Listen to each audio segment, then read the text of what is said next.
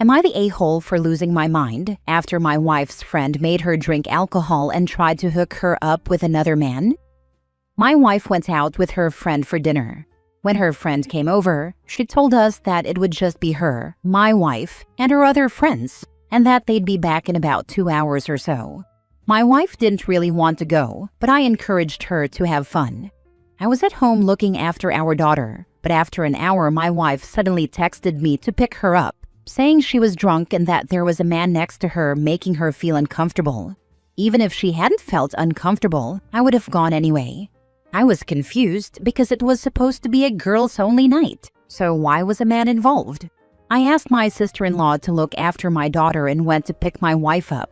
I was angry, but I didn't want to embarrass my wife in front of everyone, so I said she was drunk, had never had alcohol before, and that our daughter was calling for her. Then I took her home. My wife told me she was shocked to see a man joining them for dinner, and that he was being overly friendly with her. He grabbed her hand and kept touching her shoulder. She didn't want to drink, but everyone kept pressuring her. I told my wife it wasn't her fault and she shouldn't blame herself, but I wanted clarification.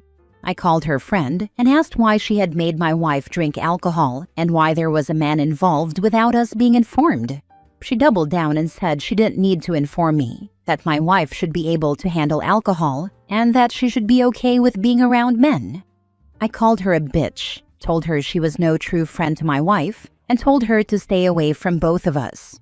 I ended up telling everyone in their actual group about what she did, and most of the women cut her off. As expected, she's mad and said I didn't need to be so dramatic and that she's lost some of her friends because of me. A few from their group say the same thing. It's so stressful going back and forth with these people, and I just want to cut them out of my life. They're toxic. The good ones can stay friends with my wife, but the rest, I want nothing to do with them. Am I the a-hole? Now for the top comments. The fact that your wife was uncomfortable and texted you for help means that you are 100% not the a-hole. Sounds like your wife just weeded out a crappy friend. Good riddance. My wife was uncomfortable and she made a mistake, which she regrets, and I am glad that she called me. I can't possibly blame her. A lot of commenters here are calling me controlling, and the other half is blaming my wife for not saying no. I know she did, and my wife knows that if she's in distress, she can rely on me. She knows that if she's in trouble, I will give up everything to help her. Nobody forced your wife to drink. She could have said no, or stuck to one drink as to not get drunk. And yeah, friend is a crappy person for blindsiding her like that and pressuring wife into this. My wife was forced. Being peer pressured is being forced. Nobody should be pressured into doing something they never want to do. My wife had never drunk alcohol in her life. She had just one drink and got drunk. It was her first experience with alcohol, and she didn't know how to react. Mix that with her experience of another man grabbing her hand and touching her shoulder. Yeah, I don't blame my wife. She made a mistake, and everyone does. So did I, by trusting her friend. But her mistake is forgivable, and I would never blame her for actions influenced by others. OP, is your wife okay now? What are her afterthoughts? Please ask her for us. I'm genuinely curious to know how she views the situation now. Actually, after hundreds of comments, I think you are the only one who asked how my wife is doing. I think most people here just want to speak their mind and prove themselves right. My wife is fine, but she's sad because she lost a friend she used to trust. She was betrayed and harassed, and I think she just needs time for herself to sort out her thoughts. Thank you, kind stranger, for asking how she's doing. Next story. Am I the a-hole for not supporting my ex-wife and punishing my son? I, 48 male, have been divorced for 3 years now. I had 3 sons with my ex-wife, Carol. My sons are 20, 18, and 16. This story concerns my 18-year-old son, Mark. Important info. Carol and her family are extremely religious, traditional Irish Catholics. We're from a small Irish town, leaning toward being extreme in my opinion.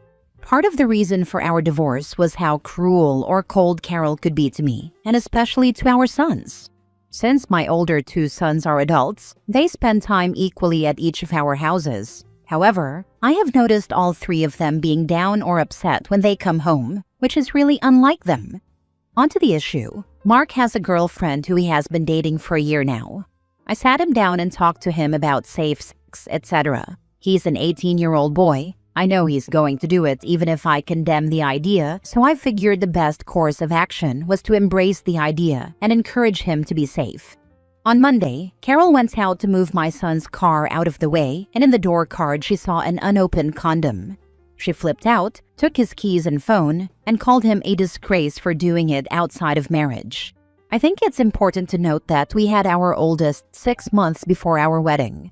Carol wants me to ban Mark from seeing his girlfriend and from also working on my farm, which my boys absolutely adore. I told her that will never happen because I don't see the issue. He's being safe and responsible, which I feel is more important than trying to make him wait until marriage. I also demanded she return his car. He bought and insured that car himself with his own money and refused any assistance from me to help pay for it. My son has battled severe depression since the death of my mother and my nephew 3 years ago, and that car has helped him more than words can describe. I demanded it be returned or I'd report her to the Garda. My son has been a shell of himself since this, and all 3 of my boys have asked why they aren't good enough for their mother or her family. My sons were with me and my dad feeding my lambs when I saw Carol arrive with Mark's car, followed by her mother who would bring her home. I demanded his phone too, since his phone is paid for under my family plan. My ex-mother-in-law created a huge scene, and she and my dad got into a very heated argument about us encouraging sin at such a young age. My dad, my colleagues, my friends, my siblings, and their spouses are all completely on my side and think Carol and her family have truly lost it. Part of me feels deep down that perhaps I'm too lenient, and maybe my son being active so young is an issue I should be punishing. Reddit, please be honest. Am I the a-hole in this situation? Not the a-hole. If anything, you are way too lenient on your ex-in-laws. If you punish your son for having sex before marriage while fathering his older brother outside of marriage, you will destroy the only safe place your sons have because your ex is a hypocrite. And she's trying to convince you to be one too, because if both your kids' parents are hypocrites, then her behavior doesn't seem as bad in comparison. Protect your kids and fight for full custody of the younger one. The fact that you haven't fought for full custody after your sons repeatedly asked why they aren't good enough for their mom is not making you look the best. And when you explain why you allowed her to make your kids sad and depressed, you will be explaining why you are so lenient on her. I fully accept that it wasn't great on my part not to fight for full custody. I suppose I felt it was important for them to have a mother figure, wrong as it may be. I will be contacting my solicitor to revisit custody of my youngest. I have Mark in therapy after my nephew, whom he was very close to, took his life, and then my mother had a fatal heart attack the week after. I only found this out today, but Carol told the boys my nephew, who was 16 when he died, was a weak-willed boy, and that my mother died because she was living in sin. Thanks for your comment, and I will get my youngest out ASAP. Not the a-hole. Tell Mark he does not have to go over to his mom's if he feels uncomfortable doing so. He is an adult, so there should not be any custody set up for him. You did the right thing. If she ever brings this up again, remind her that she had premarital sex and got pregnant. As Mark and my oldest are adults, they're not bound to any custody agreement. I worded it poorly in my post, but my 20-year-old has been very low contact with her since his 19th birthday, when she wanted him to chip into her mortgage. Mark just kept visiting because he's got a huge heart and wanted a relationship with his ma'am. I suspect that's going to stop now given how devastated he is. I'm going to have him speak to his counselor about this. Thank you for commenting. Next story. Am I the a-hole for wanting to cancel my wedding after my fiancé accidentally sold my late dad's guitar? When I was 14, my dad passed away suddenly. The only thing I kept of his was his old Fender guitar. It wasn't worth much money, but to me, it was priceless. He taught me to play on it, and every time I touched those strings, it felt like he was still here. I told everyone in my life, especially my fiancé, that this guitar was off limits. Fast forward to last weekend. We're getting married in 3 weeks. My fiancé has been on this weird minimalism kick. selling random things on Facebook Marketplace for extra honeymoon cash. I came home from work and noticed my guitar stand was empty. I thought maybe he moved it because we were deep cleaning. Nope, he sold it. When I confronted him, he said he forgot it was sentimental and thought it was just collecting dust. He even bragged that he got $150 for it. I lost it, ugly crying, shaking, couldn't breathe. He kept saying, "Babe, I'll just buy you another one. You can get the same model online." But it's not the same. My dad's fingerprints were literally worn into the fretboard. You can't buy that back. I immediately asked him to message the buyer to get it back. He refused at first because he didn't want to look stupid. I told him I didn't care if he looked like an idiot. Go get my guitar. When he finally reached out, the buyer said they'd already gifted it to their teenage son, who absolutely loves it and wouldn't give it back. Since then, my fiancé has been sulking, acting like I'm overreacting and ruining the wedding vibe. He told his mom, who already doesn't like me, and now his whole family is texting me to stop punishing him for an honest mistake. I'm not sure I can marry someone who can be this careless with something I've been crystal clear about for years. It's not about the guitar, it's about the fact that he didn't care enough to remember. Am I the a-hole for thinking about calling off the wedding? Now for the top comments. Time to go to the police and report the guitar as stolen. That's actually what I've been debating. I already spoke to the police once, but part of me feels like if I go through with filing an official stolen property report, there's no going back from that. It's the end of the relationship, period. But then again, maybe it should be the end. He knew exactly what that set meant to me, and he took it anyway. If that's not theft, I don't know what is. This is the only way to get your dad's guitar back, I fear. Exactly. OP, as hard as it is, the buyer clearly isn't going to give it back willingly, so going the official route might be your only real shot. That guitar holds way too much meaning to let it go without exhausting every option. Honestly, I wouldn't blame you at all for calling it off. This isn't just about a guitar, it's about the lack of respect, care, and understanding he showed towards something you made crystal clear was precious to you. The fact that he's sulking instead of taking full responsibility says a lot.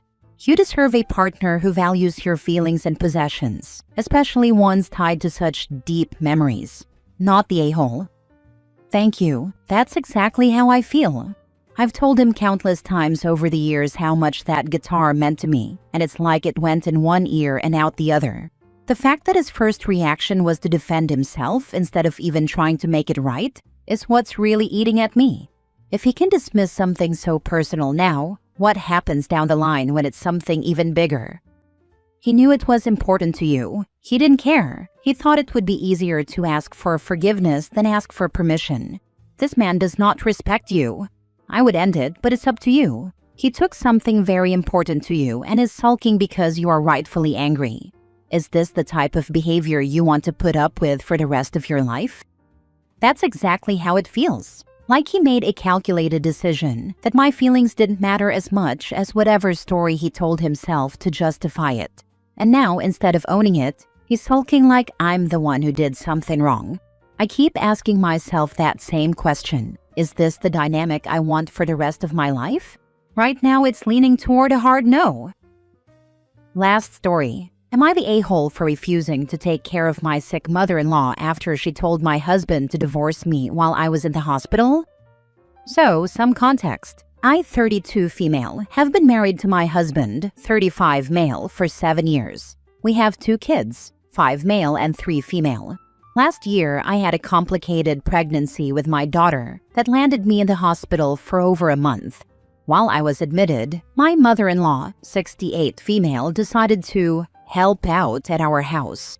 I thought it was a kind gesture, until I found out what she was actually doing. Apparently, she told my husband multiple times that he deserves better and that I was too fragile to be a good wife and mother. She even went as far as telling him he should cut his losses and start fresh with someone healthier. My husband told me this months later, claiming he didn't take her seriously. Fast forward to now, my mother-in-law was recently diagnosed with a chronic illness and needs someone to take care of her for the next few months while she recovers from surgery. My husband asked if she could move in with us so I could help care for her during the day since I work from home. I flat out said no. I told him that the woman who tried to convince him to leave me while I was fighting for my life is not welcome in my home, let alone under my care. He says I'm being cruel and holding a grudge, and that family helps family no matter what. Now his siblings are messaging me, calling me heartless, saying that she's old, she's sick, and she's sorry. But here's the thing, she's never actually apologized to me. The only time she's brought it up was to say, I was just worried about my son's future. My husband is barely speaking to me, and I'm starting to wonder if I am being too cold. Am I the a-hole for refusing to take care of her? Heck no, have her other family take care of her. Working from home is not a reason to pick you. Maybe Hubs can move in with mom and take care of her needs. Even if she didn't try and ruin your marriage, you shouldn't sign up for that. Exactly. Just because I work from home doesn't mean my office is a full-time care facility. And honestly, if my husband's best solution is to move in with her, that says a lot about where his priorities really are in this marriage. The fact that he says family helps family no matter what, without understanding you are his family, says a lot. Sounds like that only counts when it's his blood relative and he can use you for help. Otherwise, that doesn't seem to work in reverse. Why aren't your husband and his siblings stepping up to care for their mother? Or paying for professional care? No way should this fall on you. If you had a good relationship with her and you offered, that would be one thing. But she has advocated for your husband to leave you, never apologized, and then you were voluntold you are the only option, while working from home and caring for 2 children? Heck no. Nope sandwich with a side of nope sauce. Not the a-hole. Exactly, that's what I keep coming back to. She has other adult children who live closer and don't have 2 kids and a full-time job to juggle. I've been polite and cordial, but I'm not signing up to be the full-time caregiver for someone who's never respected me. The "you're the only option" line is just not true. They're just making it my problem because it's convenient.